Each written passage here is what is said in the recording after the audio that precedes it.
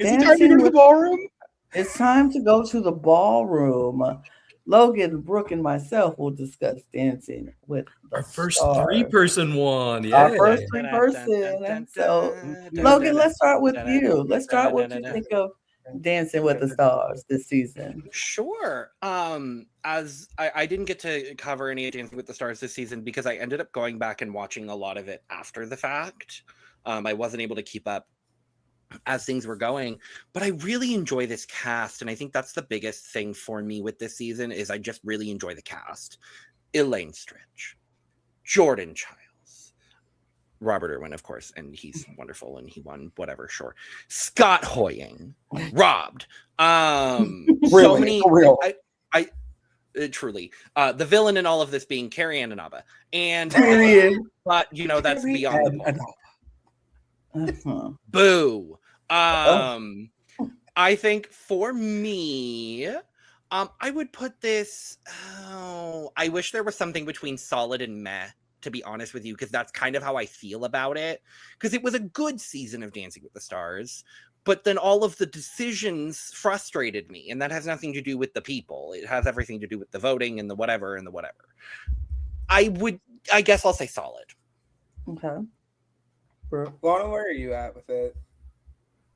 I would say solid TV. I thought this was a solid season. I think the cast is what I like most about this season. I think it was some really good moments from this season. People right now still are doing the Jordan Childs Ezra freestyle challenge on TikTok to this day. Like even afterwards, like bow down, like one of the best freestyles of this season. It was so good. To see Ezra have his rise from after his horrible season start last season with Anna Delvey into now getting to the finale this season is kind of like amazing for him, and I enjoyed watching that. I thought the season was a good season. I thought the dancers were good. I thought some of the judging was a little weird, but I can't blame the cast for questionable judging. So honestly, I think it's solid. I think it was a solid season of Dance with the Stars. I actually enjoyed watching it. Yeah, this was the best season of Dancing with the Stars we've had in a couple of years. I'll start with that. I think it helps that a lot of this cast is just likable. There wasn't, I'm not going to say there wasn't anyone to root against because, dear Lord, the online people found their people to root against. They for found sure. them. They found them. They found Whitney. They found Hilaria. They found Andy eventually. I mean, Hilaria, my God, that woman, I feel bad for her. Right. I mean, I get why they were doing it, but I will say I think they went way too far. I think they were doing it for Hilaria and for Gleb because they don't like Gleb, and I get that, but I'm like, why are y'all going for her because you don't like him? It's just they were also going for her because she had like previous ballroom experience, and I'm like, y'all, a lot of people have. Why are we just now starting here talking about this? Beside the point, we all knew Robert Irwin was going to win. He won. It was great. I didn't have a problem with it. I do think that the second place and third place should have been switched, but that's me. Me too. And I think the fourth place and the fifth place should have been switched, but that's just me. Me too. Also, but I also just want to say quickly, the fact that this literally has given Elaine Hendricks a freaking career resurgence because she's literally going back to Broadway very shortly, makes my heart so unbelievably happy. She was my favorite person on this season. I sobbed watching her freestyle. So like, oh God, I love Elaine Hendricks, and I voted for her every week. That's my mother. I only people I voted for in the finale were Elaine, Jordan, and Robert. I couldn't vote for anybody else. I needed one of them to win. And I knew Robert was gonna, but just in case, I just wanted to support the people I wanted to support. Yeah, I'm hopeful that we can get some of the changes that need to happen. This is not a change that I want to happen, but Bruno is getting up there. He's in his 70s now. And I'm wondering how long he plans to be on the panel, because I mean, you would have to think it's something that's crossed his mind at this point about when he's going to exit.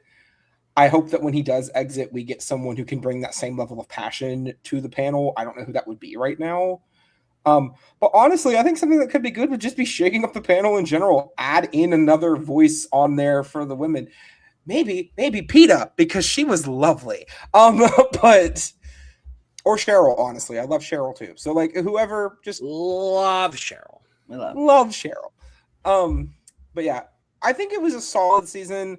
It is by far the best season we've had, at least since season 31, and I would probably say since season 30, because I think Amon winning was very, very deserved. So season 30 was probably the last time I would had this level of happiness after getting.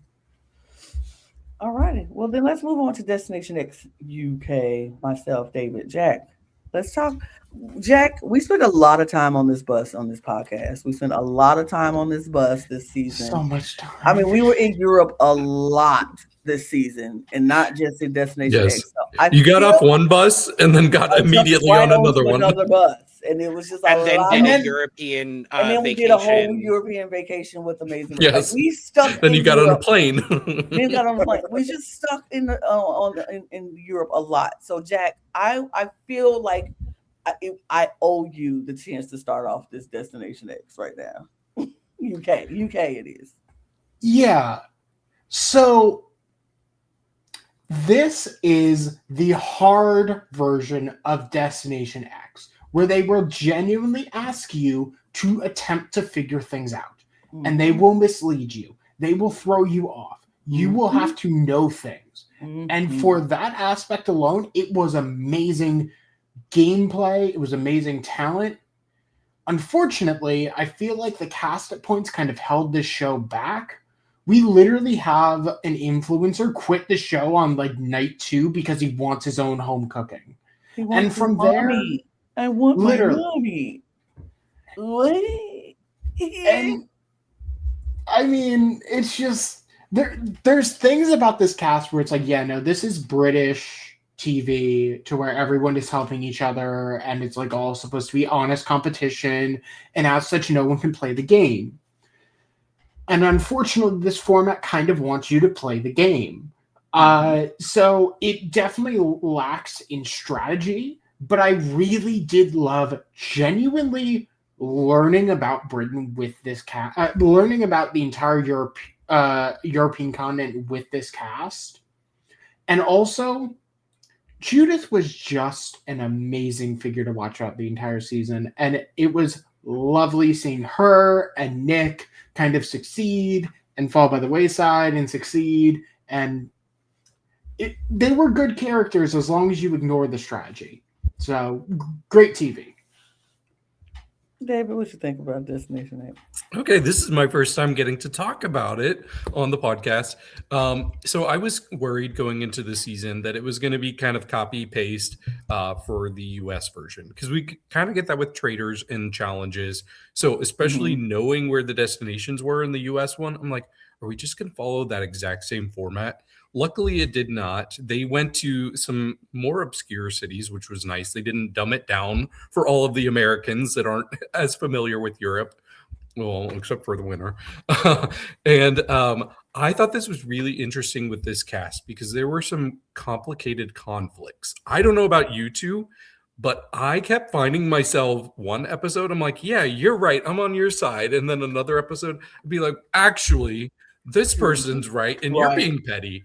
So it really felt complicated, and that's how life is. So I really enjoyed this cast. I love the winner. Ultimately, the winner was my favorite person from the beginning, even though she was extremely petty with some of her arguments throughout the season, and she probably was not the best at the actual game part.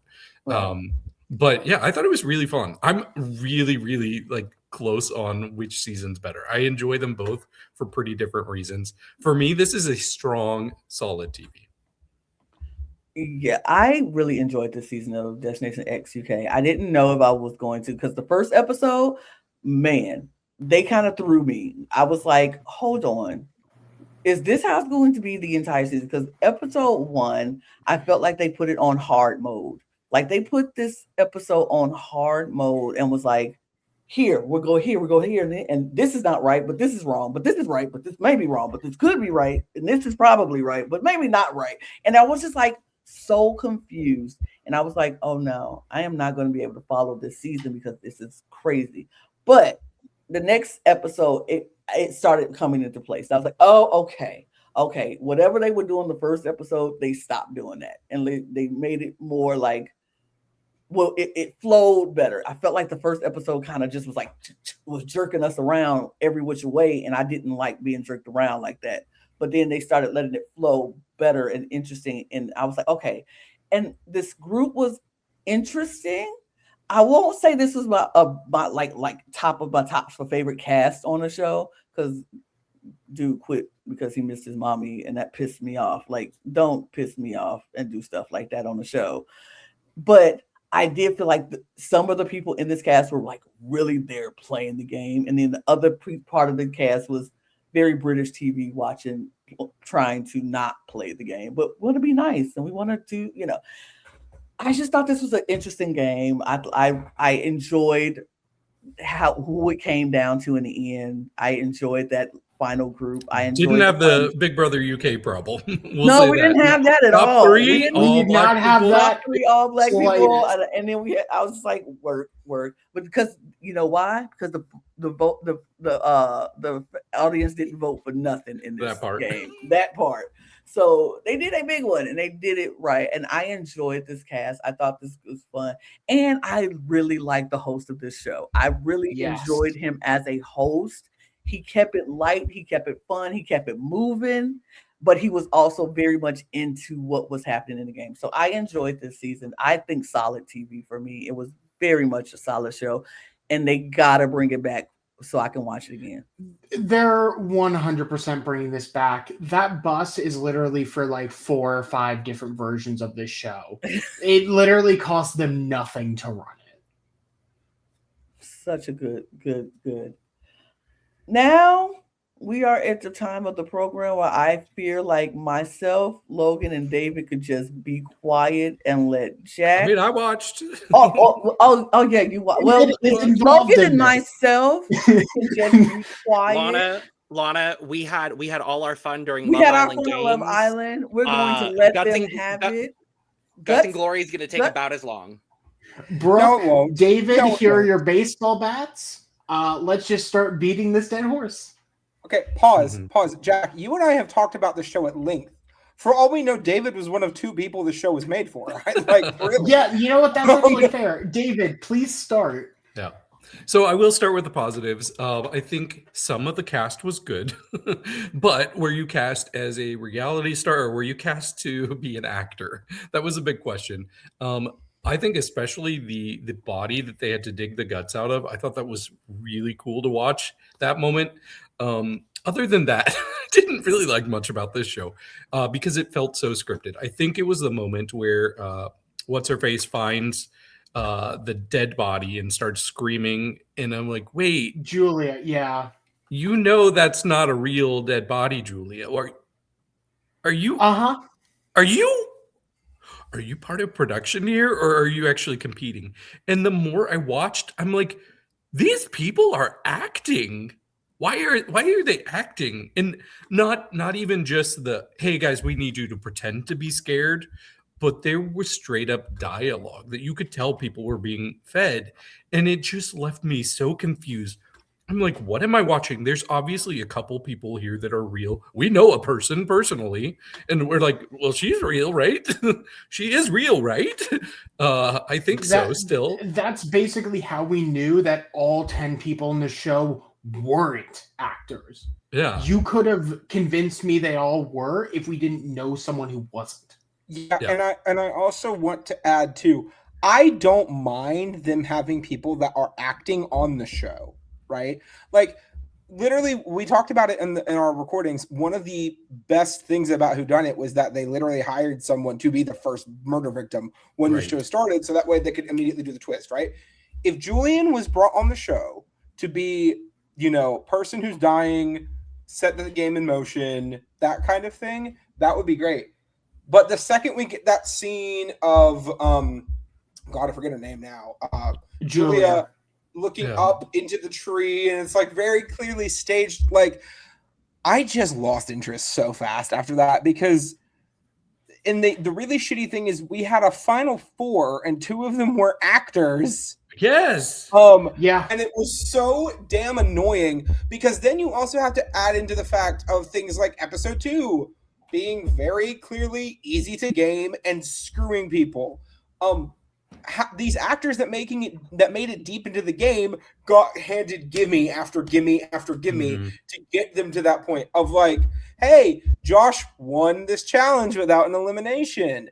Who are you going to save? The other actor who's still left in the game, of course.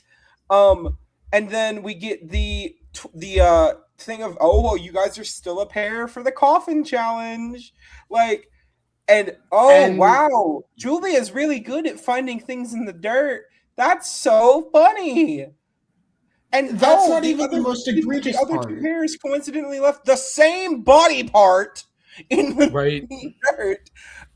That was definitely not left out on purpose, so that way to make sure that if Julia for some reason struggled, that the actors would even possibly get eliminated here.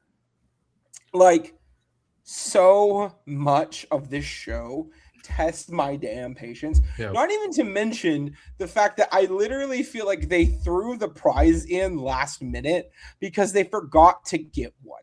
We didn't know what the prize was for the show until episode 3, and at that point, it's, pardon me, I haven't got to do this in a couple months, the 2025 Hyundai Tucson XRT, which they had to remind you constantly. Literally, every single episode ends with the host monologuing, I want to be clear, as monotone as possible into a camera for 2 minutes while in the 2025 Hyundai Tucson XRT, recapping the 20-minute episode that we just saw. Okay, and then my absolute least favorite thing about this entire show could have been absolute garbage, and it would at least have been entertaining garbage, right? Because there are elements of this that are fun. The effects look great, right? For most things, the effects look pretty good. Yeah. The challenges are terrible, but like, it's okay. They don't have to be great. I don't care. The fact of the matter being, the prize is this car and $15,000, right? When Michaela, who I will say, out of all of the non-actors, was by far the most entertaining person on the show. Oh yeah. Gets and Brady. Sure. Yeah. But out of the people in the final, I wanted Michaela to win. She was way more entertaining than Colby. Colby wins the show. Okay, cool, whatever. He gets $15,000 in the car. Awesome. Michaela just gets $10,000 for what reason? I mean, second place. And we also know that Colby is going to have to pay taxes on this damn car. So in reality, Colby just got a bonus vehicle and probably lost about $5,000 paying all the taxes on this damn car. Can we talk about how stupid this is? No. Dear God, the show will be canceled. Thank fucking God. I'm not going to say it never should have been made because now I know for a fact that Jack, David, and I are trauma bonded for the rest of our lives. No. So here's the thing. I just want to explain this format to you very clearly. Episode 1, we have a challenge that the losers of it have to do something basically a PA would have to do. So episodes 1 challenge does not matter. Episodes 2 challenge is an elimination challenge, except no one actually gets eliminated because the host just goes, no. Yes. And the win of this challenge just allows for 2 actors to pass. So episodes 2 challenge means nothing. Episode 3's challenge is them walking across a beam where 2 people just get eliminated because they were slowest. Yes, 2 of the bottom 3 get eliminated. And then also an third person in the bottom 3 because he's an actor who's there to die. Yes, they just pull him under a truck. And it's Daryl Dixon's son. So talk about the fact that the actual challenge that Jack says it's walking across a beam. Like you might think Jack is being like a little exaggerative here. They are literally walking across a balance beam and rolling a tire. But something's yelling at them on the ground. And it like lightly shakes the beam at one point. That's it. Episode 4 was them the coffin challenge. Was the coffin challenge, which wasn't, just to be clear, the actors win by default because of errors, and Brady gets eliminated because DeJuan is incompetent. does not even get to do like the next part of the challenge, right? Brady didn't come out of the coffin. Am I correct? She did. No, she did. But literally, the whole thing was that Dewan and Colby had to find the bones for them to make the skeletons that they needed to put in the coffin, right? So, but the thing is, Colby and Dewan both missed a left hand in the dirt, which is crazy. Out of a 19-bone skeleton, they both missed the same bone. I think that was production riggery. Especially a hand. You don't miss one of two hands. And also, importantly, Brady has been consistently one of the best performers across the show. Like, she's been doing great. She has put together this entire skeleton, but Colby realizes he missed his hand, or Dewan. So he runs back to try to find this hand. Colby's already figured out that he missed his hand. So he comes back with the hand. They put their thing together. Brady literally did nothing wrong and gets eliminated. Oh, not to mention that the other team had a fucking nurse on their team. So she has to study anatomy and can at least get the basic structure of how a skeleton is supposed to look.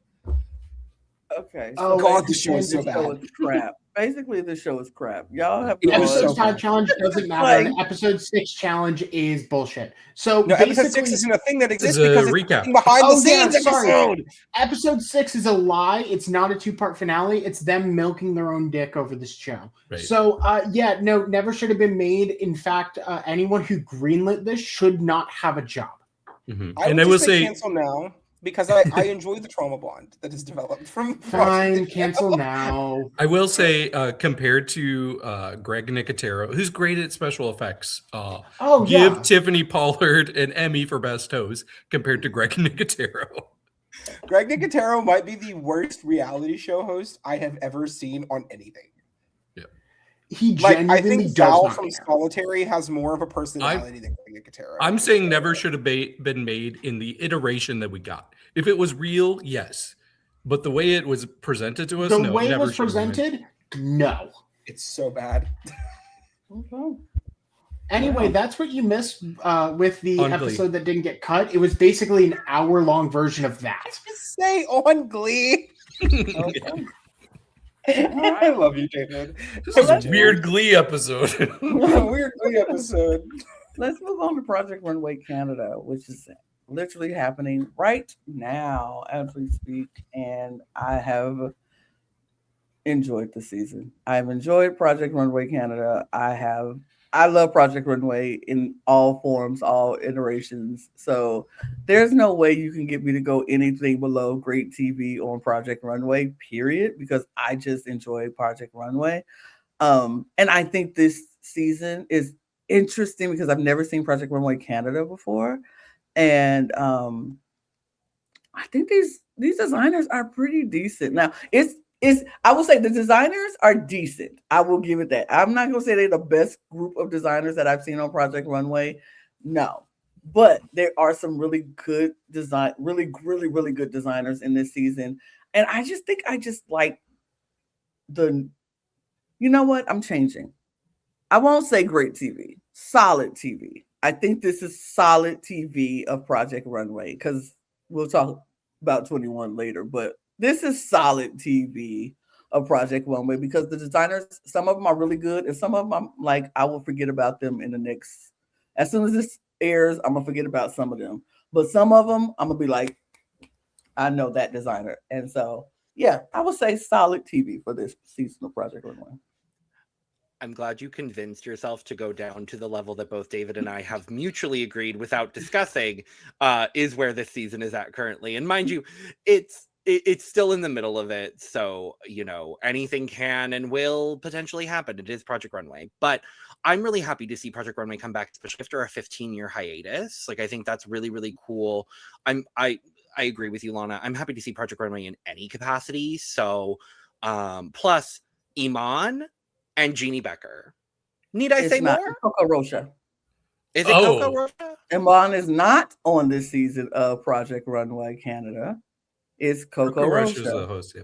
The host. Anyway. So who's been watching Project Runway Canada?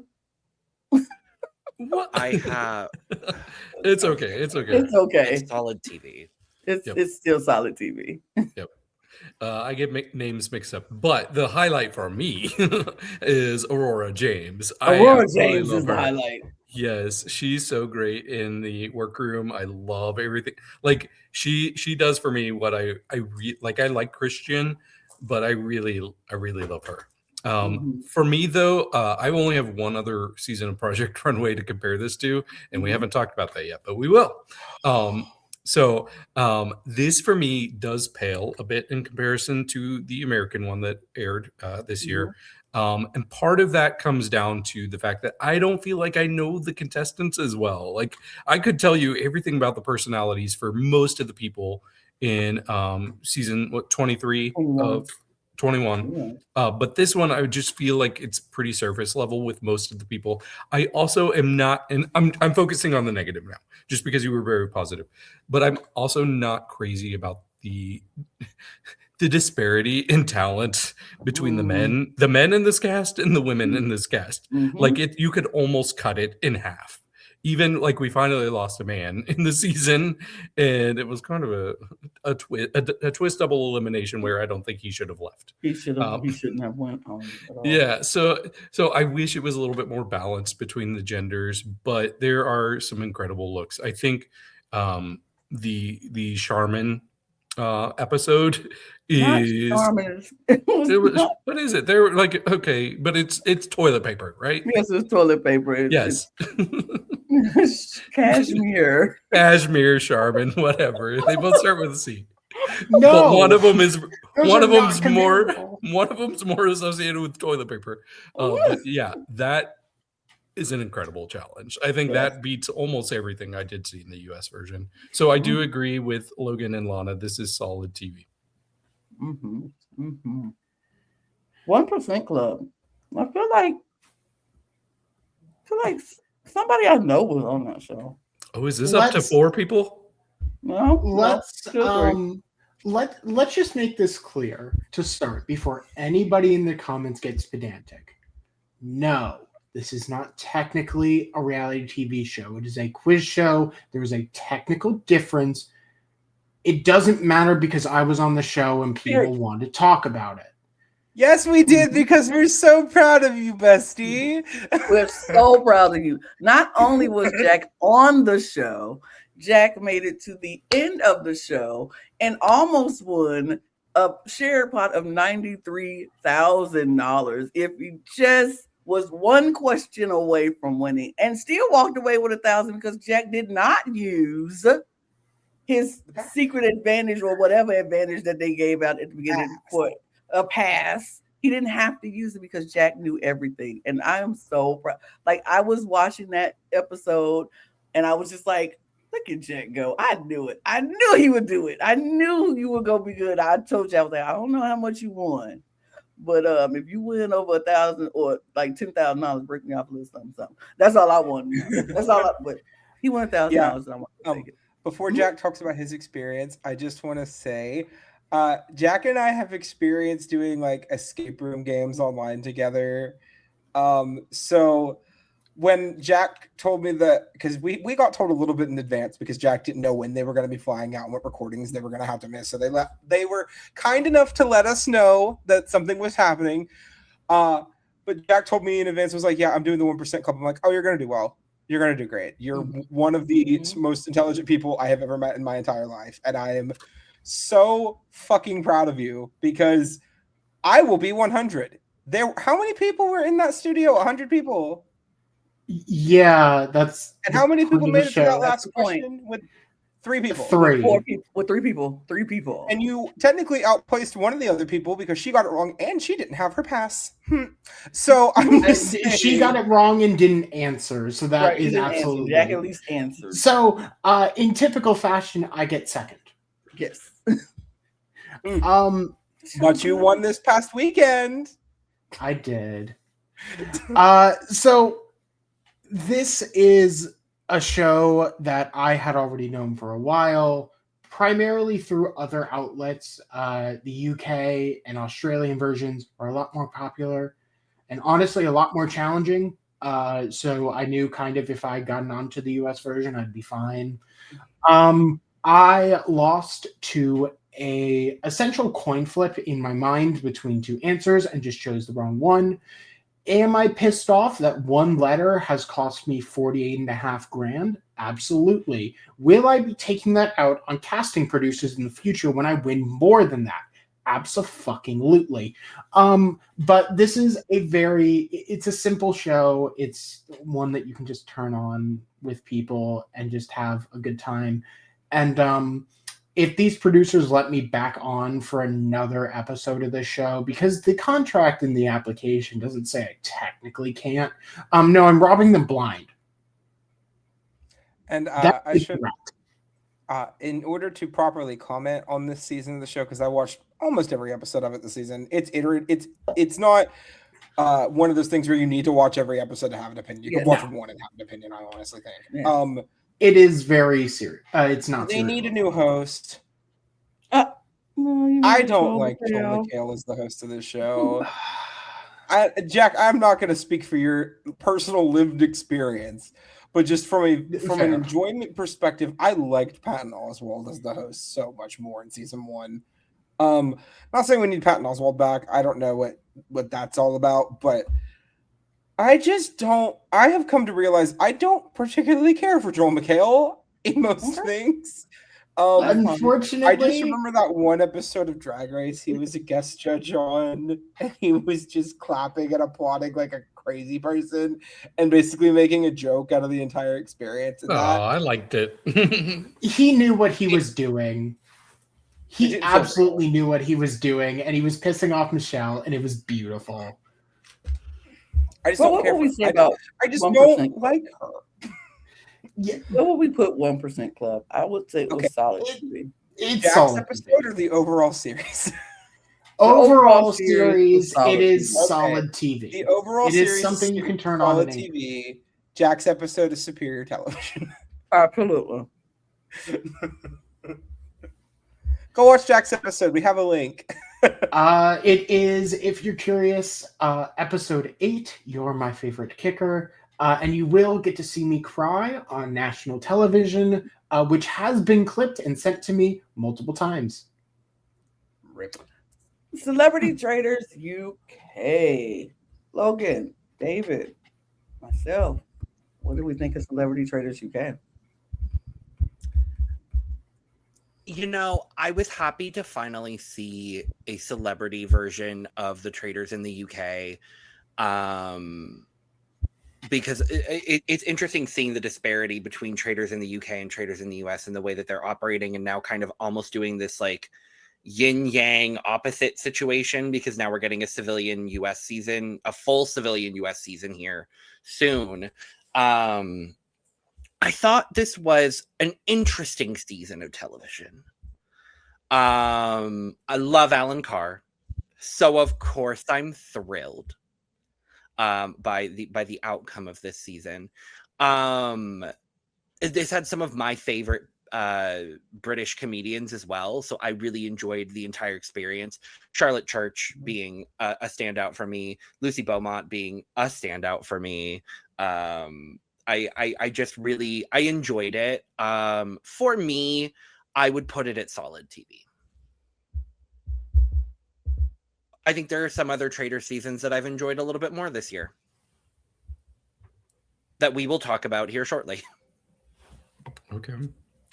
I freaking love the Celebrity Traitors. I thought it was so good. And I knew quite a few people going into it, but it was the people I didn't know that really surprised me. Like Kat, I had no idea who she was. I freaking love Kat. She's a star. The main star, maybe my favorite person from the Traitors this year would be Celia. She is hilarious. Her dynamic with Alan just kept me in stitches. I was constantly cracking up. I was so sad I didn't have people to talk to about this because often Lana was behind and I'm like, Lana, I need you to catch up because I need to talk. But it was just so good. And honestly, like Alan's holding it down for the Traitors this year. Like not to spoil, but to spoil. He's the only traitor that won in 2025, an English-speaking version. So that's pretty impressive, especially when his game was rocky at times. But yeah, I just thought this was a lot of fun. It was great to see celebrities still willing to go out there and play hard. And I don't think we always get that in the US version, if I'm being honest. So I love this. I'm in between Superior and Great TV, honestly. I'm going to put Superior. And I would say Great TV. I thought it was good TV. I enjoyed the season. I enjoyed because I didn't know a lot of these celebrities, and which is perfectly fine because I like not knowing people and going into things. So I thought they did a really good job. And if you didn't know that they were celebrities, they didn't play like celebrities. They played like they were really trying to win this money. And I enjoy that. I like good gameplay. I thought this was really fun, great TV for me. So if you're superior and I'm great and Logan's solid, Jack and Brook. So I saw a decent amount of clips of this. I was keeping up with it, but I just didn't have time to watch the actual show. I will say I was very entertained by what I saw. But I also don't think I saw everything. So I'm not going to give a full statement. Based on what I said, I'd probably give this solid TV. I think it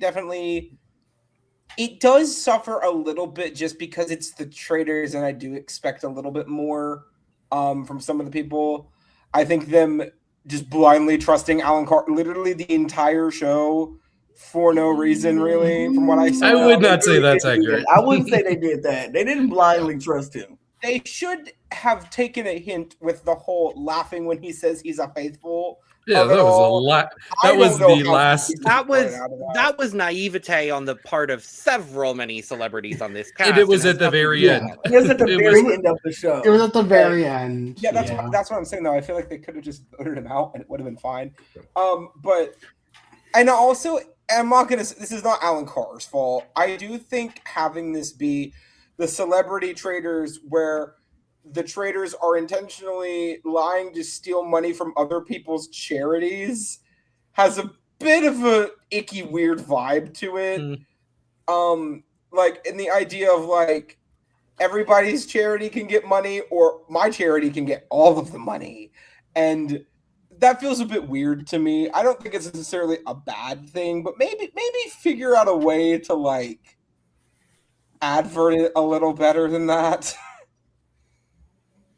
But I'd say solid TV for myself. Jack, would you say? I would agree with solid TV. This ultimately was a pretty amazing season, just because it was like, yeah, no, all of these celebrities have been like begging to get on this show. What if we just said yes?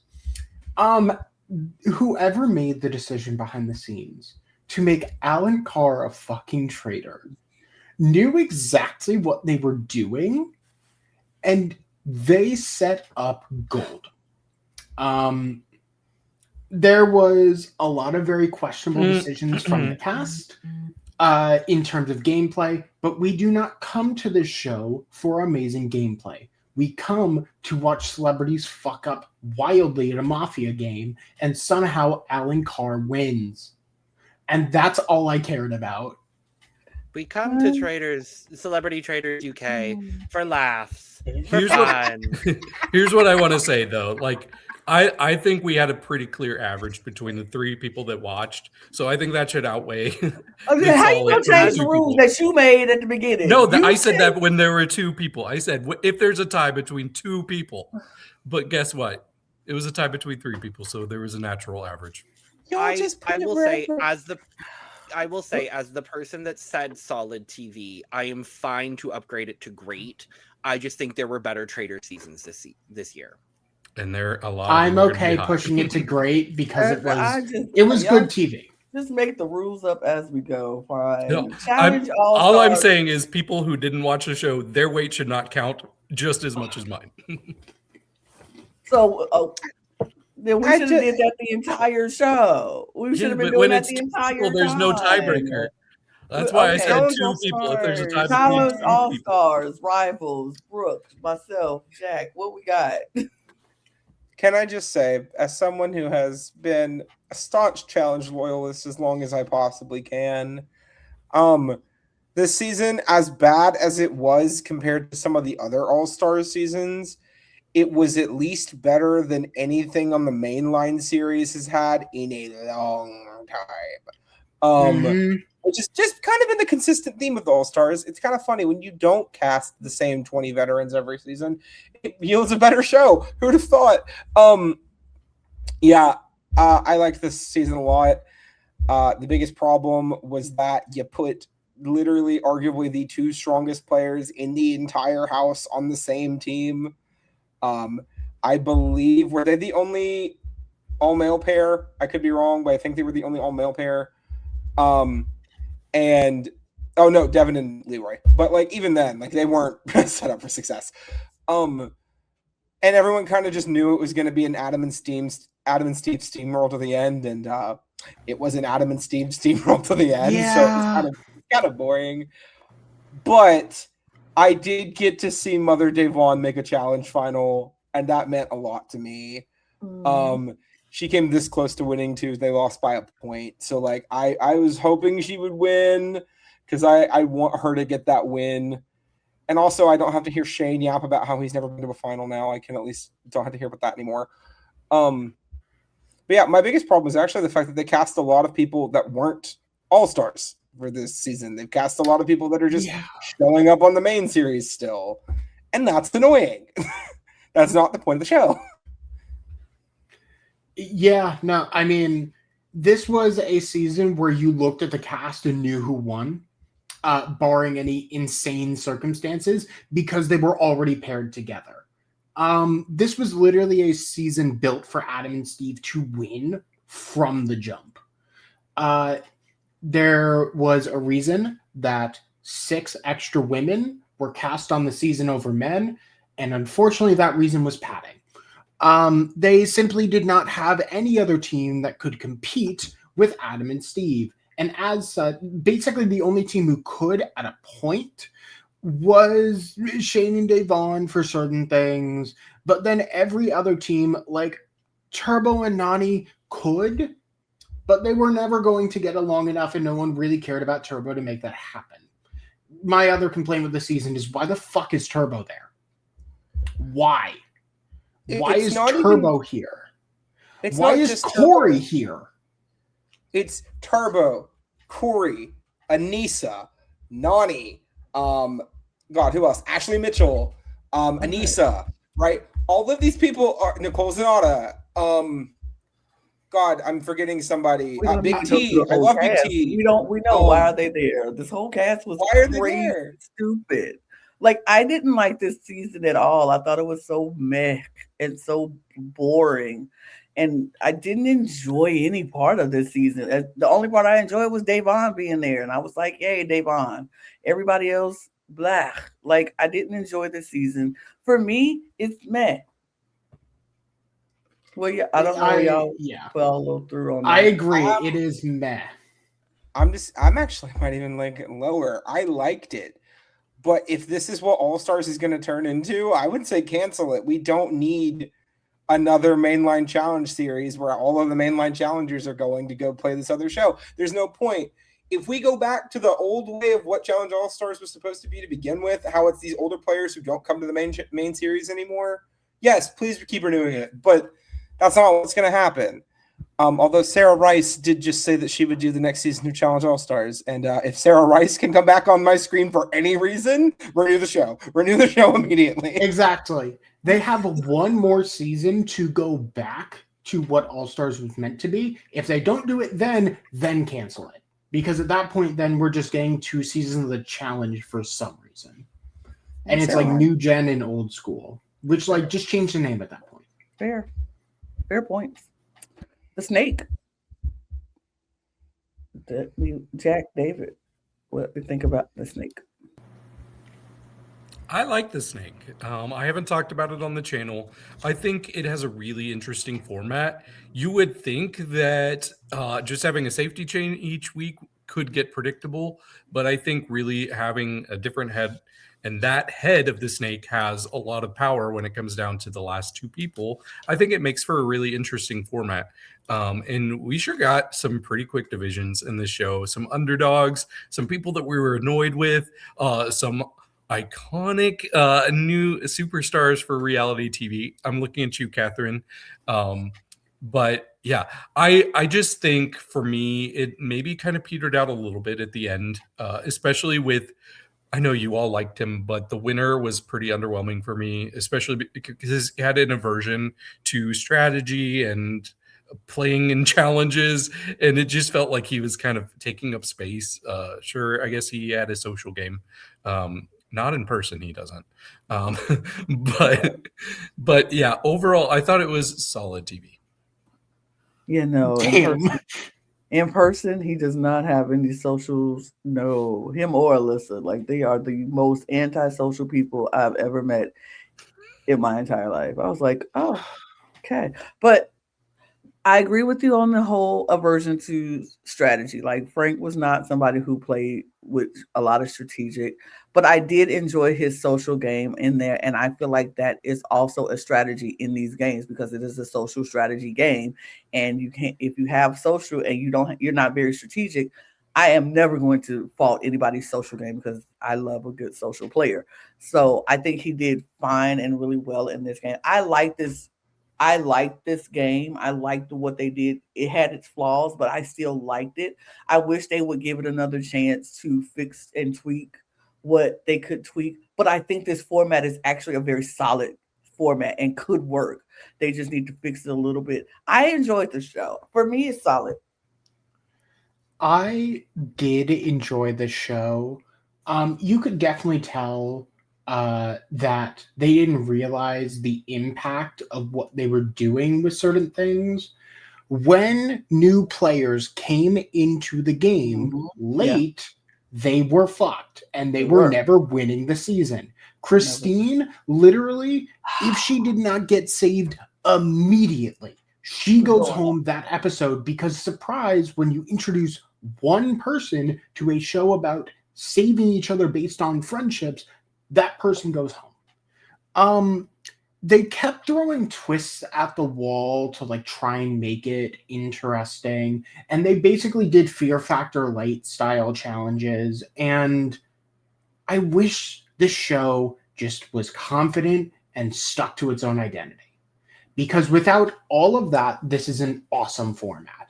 Keep the double eliminations, make it more intense or epic for challenges, and you have an amazing show. It's just that they tried to push these narratives so hard and so fast and throw so many things at the wall. And Jim Jeffries and his Australian accent just kept screaming. And also never have a dice rolling as part of a finale ever again. Holy shit. Other than that, it was solid TV. Okay. I think we all agree on solid TV, right? Yeah. Cool. Traitors, Canada, which literally just wrapped last week. And Logan, David, and myself, we get to talk about it. So, Logan, what did you think about Traitors, Canada? I finally got to catch up on the whole thing, and I was quite delighted by this season of Traitors Canada. It's why I was a little bit less so on Celebrity Traitors, but that's just because I think this season of Traitors Canada was great TV. Getting to see some of my absolute favorite Canadian reality TV people back on my screen, getting to see Omer, getting to see Venus, getting to see Hollywood Jade in such a different light was such a delight for me.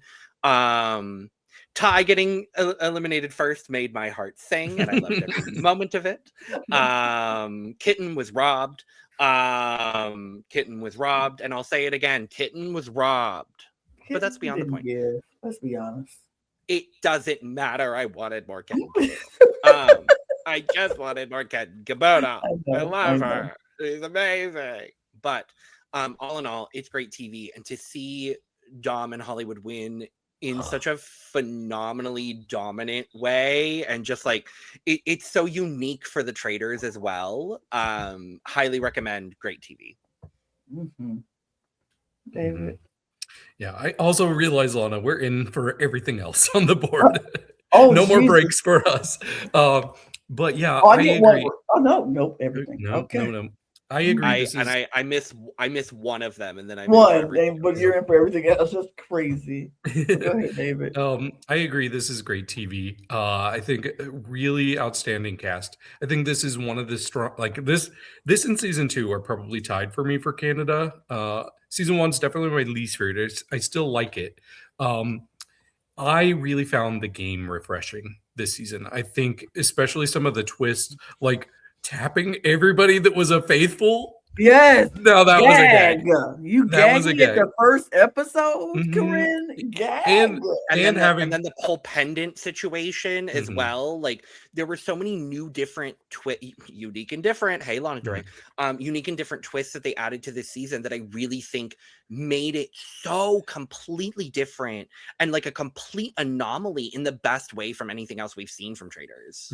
I will mention one stain for me. So I like a good rivalry. I like a good long-lasting rivalry. I think the rivalry that we got between Lisette and Meredith was uncomfortable. It wasn't fun. It felt awkward. So that was kind of the down part for me, and I kept like shifting like who I was more annoyed with. Yeah, so that was like the one thing that kind of draws us back from being any higher than great for me. But still, it's a great season. When you just have the chaos of Kevin in the conclave with the smarts of Venus, and then you have Coco, who should have been gone, but manages to make it. I literally said on this podcast, this was Coco's game to lose, and she lost it. Like I could not. If you have not watched the final episode, I'm sorry, I'm about to spoil it. But for her to go into that final with 4 people and decide to not vote again on the first try, I was like, girl, that is the immediate red flag. Like, I don't care if I know it's 2 more traitors in this game, or I know they all faithfuls. I'm still got to vote one of them out, or we gonna keep going. And like, you have to. Oh my God, it was just such a. But she just showed how good of a player she is in this season, this season of Traitors, because she was so good. Because she should have been dead in the water after Kevin left. She should have been dead, but she for some reason got everybody to be like. Not only did they just not go after her, she got people be like, oh no, Coco's a faithful. She's been a faithful since the very beginning. What? Oh my God. It was such a good season. I enjoyed it from beginning. Like they gagged us from episode 1 all the way to the very last episode. Corinne, great host. Always. This was just great host, great cast, amazing winners. Dom, I'm so happy for him. I did not like him on Perfect Match. I did not care for him on the Mo, but I liked him here. I liked Dom, and Hollywood was just the perfect 2. And just the nuances of these storylines, like you said, the Lisette Meredith got on my nerves, but like seeing how Hollywood was like working and trying to save people. And when Lisette betrayed him at that round trip, he felt hurt. He like literally like she met her match. he was really trying to get to that end with the 3 of them. He would have split that money 3 ways with them. But easily. For her to say that and to watch that happen, I was like, oh, this is drama. This is cinema. Like I enjoyed the season. Great season, hands down. One of my favorite traitors. That I've watched. It was just good. Mm-hmm. Canada, y'all gagged us. Yeah. Can I also say I didn't watch the entire show, but I did see a lot of clips of it. it was really fun watching, like, because I was just seeing, I was following the Traitors Canada TikTok thing, so I was seeing like the clips and the highlights and stuff. Watching Coco recruit Chala at the last second, and Chala being so convinced that Coco was the one that got recruited by Venus and the other person whose name I forget. Kevin. No, not him. The other one that they recruited. Oh, Rhea. Like, God, I really thought Coco was gonna win. She had a fascinating story.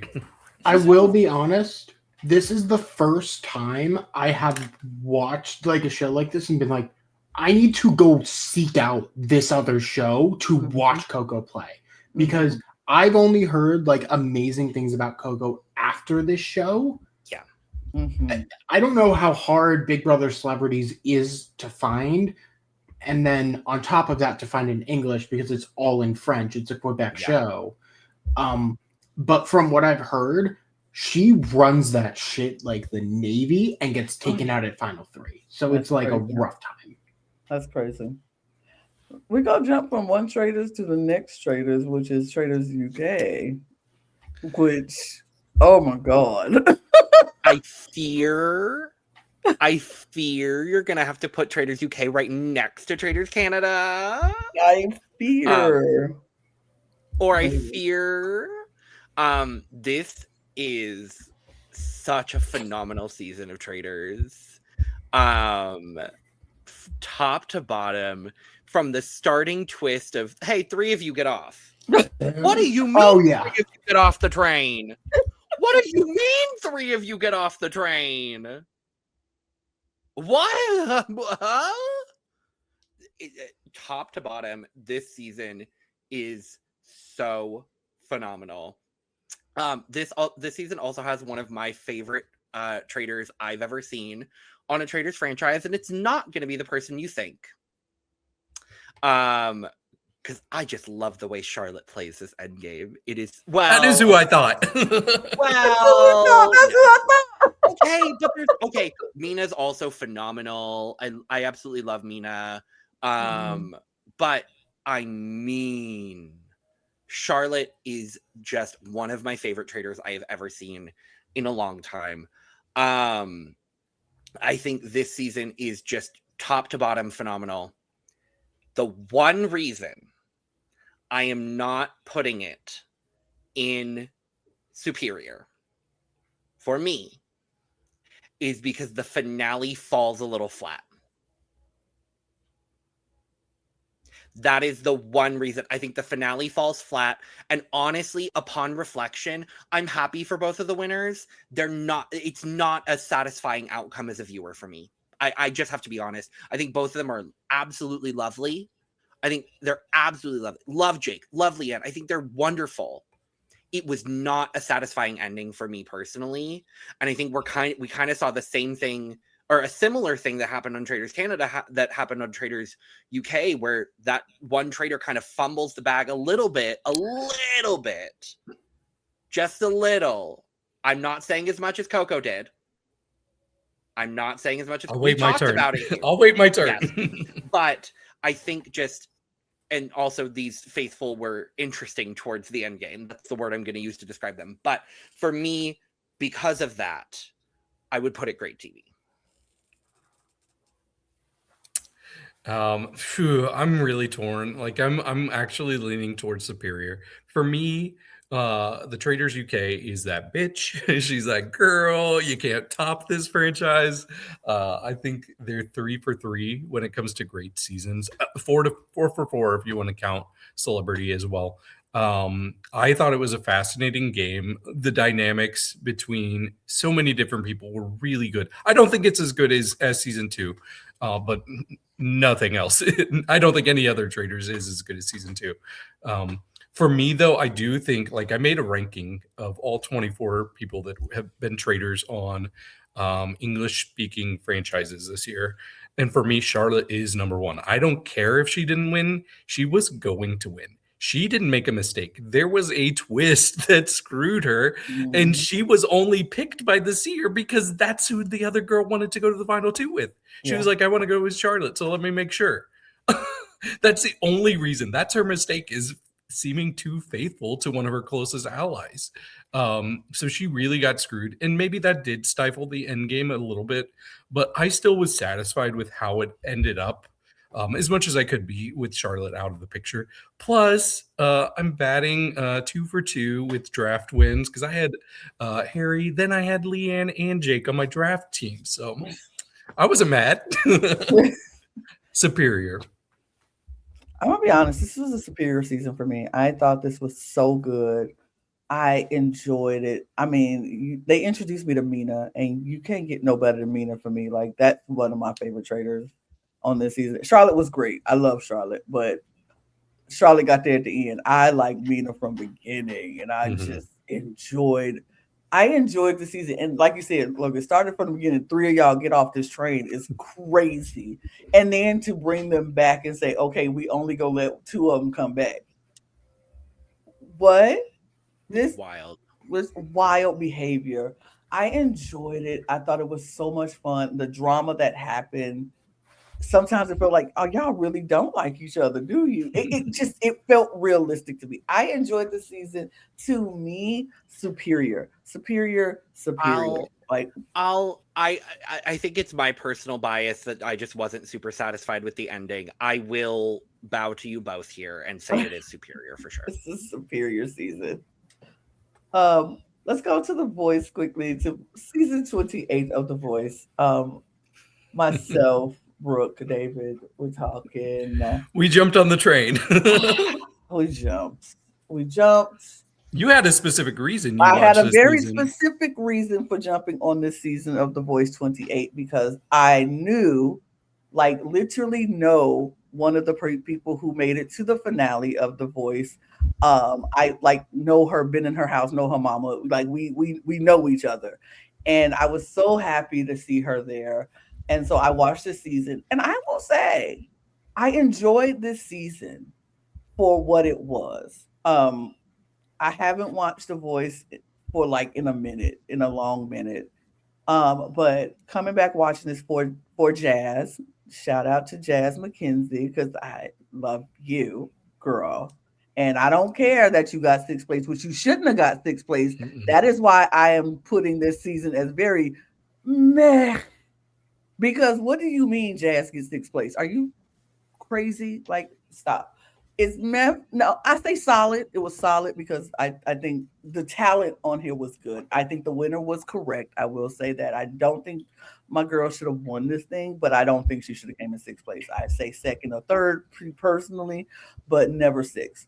But I thought this was a good season. I thought that the contestants were fine, and it was some really good, talented people in this season.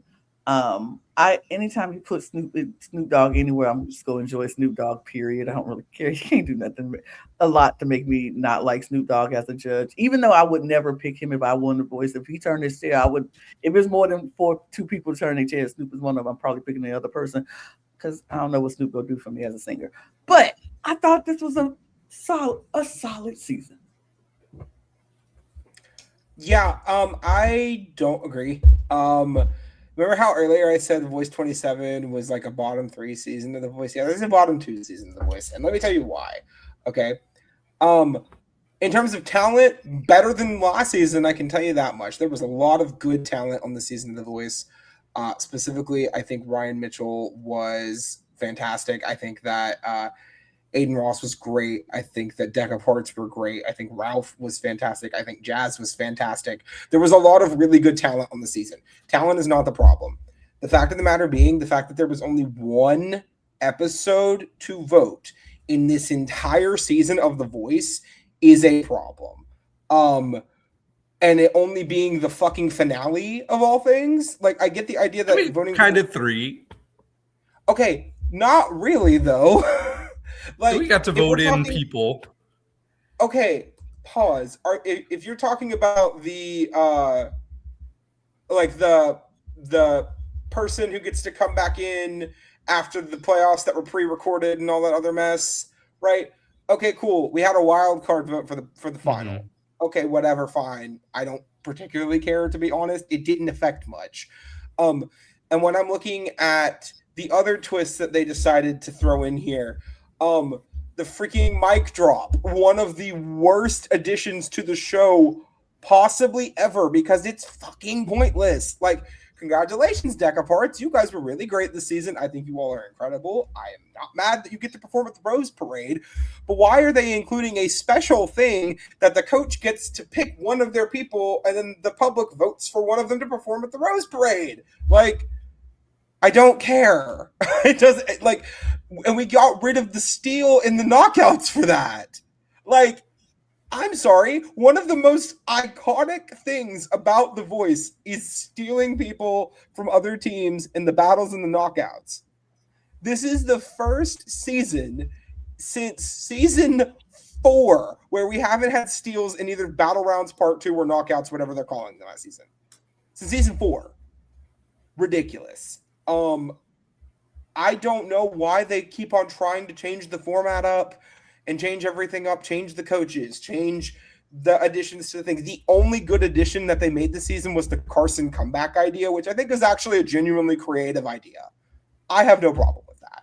Everything else on the season, in terms of the structure of the show, was bad. And it was a terribly designed season of The Voice. The talent is always good. And I think this was a better crop of singers than last season. But the overall structure, God, take a break and just go back to what worked.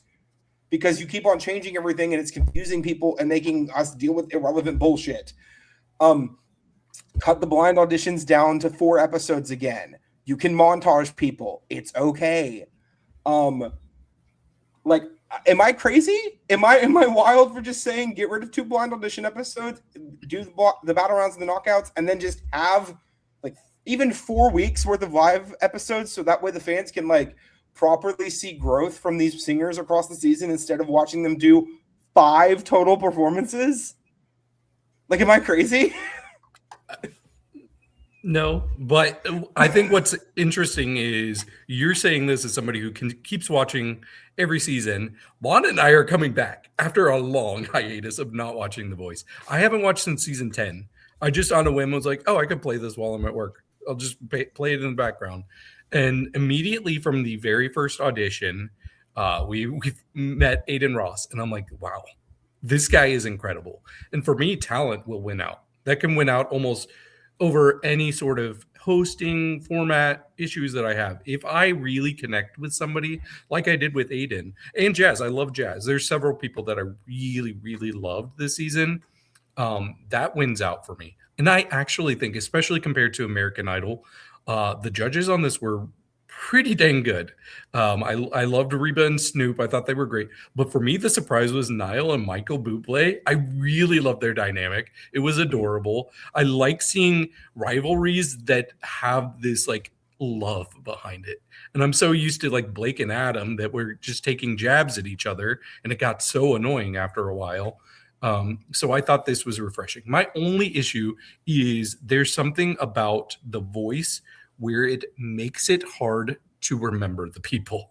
Like almost every time somebody would come back for a battle or a playoff or whatever, I'd be like, wait, I saw you before in another round. I don't remember you. Like that kept happening. Yeah. Isn't it great how you can fix that problem by having more episodes where they can perform more times to possibly create more moments of them being able to perform and remember them? Mm-hmm. Absolutely. But yeah, like personally, I'm going to agree with Meh with the note that if they keep on this trajectory that they're on right now, the show needs to end. Okay. For me, solid coaching panel was also great. I liked the coaches this season. This is the best coaching panel we've had in several years. But did you say meh? I did say meh. Okay, yeah. I missed that. I said meh because of the whole not sixth place.